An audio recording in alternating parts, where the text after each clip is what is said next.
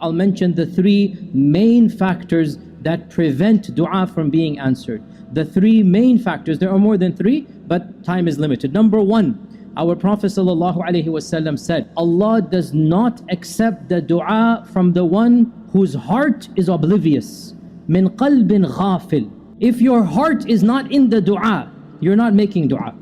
If you're just repeating something from a book, if you're just saying things like a parrot, if you have no idea what you're saying, if you don't have IKHLAS and TAQWA, you are just mumbling phrases. So the Prophet ﷺ said, Allah does not accept the dua from the one whose heart is somewhere else. Min qalbin ghafil. So you want your dua to be answered, then you had better put your heart and soul into the dua. You know what you're saying and you're saying it with meaning. And that is why when you make dua, it is better to make dua in your own language from the heart rather than to repeat something in Arabic that you do not know. Dua can be done in any language. So the dua should come from the heart and it should have meaning to it. That's the first impediment. Number two, the second impediment of dua not being accepted is that the issue of haram food and drink. And when you don't care about where your money comes from, well then the dua will be rejected. And our Prophet ﷺ gave the example of the traveler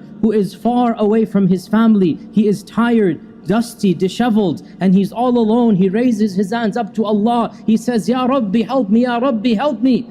Everything is gonna work out for him. But then the Prophet ﷺ says, his food is haram, his drink is haram, his clothes are haram. Then how do you think he will be responded to? How do you think he will be responded to? So one of the main impediments of dua is to not have halal rizq. And that's why we have to be very, very careful. And the third mani' of dua, the third impediment of dua, our Prophet ﷺ said, Allah will respond to every one of your dua as long as ma lam yasta'jil, as long as the servant isn't hasty. The Sahaba said, what do you mean hasty? Does it mean we read a quick dua rather than slow? The Prophet ﷺ said, no. The hasty one, listen to this, is the one he makes dua and he doesn't see the response. So he says, Allah is not going to respond, and he stops making dua. He stops making dua because he doesn't see the effect of the dua. And the Prophet ﷺ is saying, Allah will respond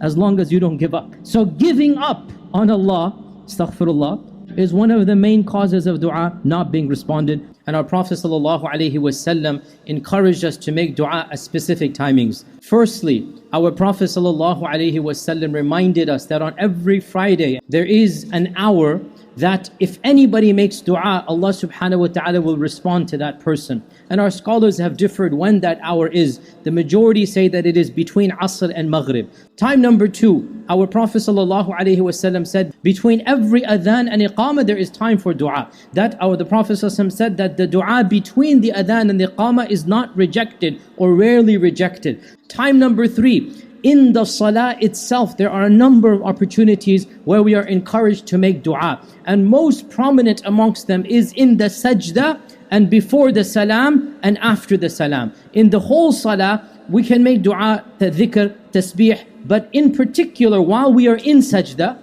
and before we say the taslim, and then after the taslim when we do our dhikr, these are all blessed timings. And of these, the most blessed time is in the sajda. That once we have done the adhkar in Arabic, after that one may make dua in any language, in any salah. Because what is restricted in Arabic is the Quran and the adhkar of salah. Subhana Rabbiyal A'la, Subhana Rabbiyal Azim, Allahu Akbar. That must be done in Arabic. After that, you may make dua in any language for the needs of this world and the next, even if it is in the fard salah. Because our Prophet ﷺ did not say only make dua in Arabic. Dua is done in any language, and this dua is not a part of salah. Therefore, it will not matter what language it is done in. So dua should be done in sajda and before the taslim and after the taslim. These are all blessed timings.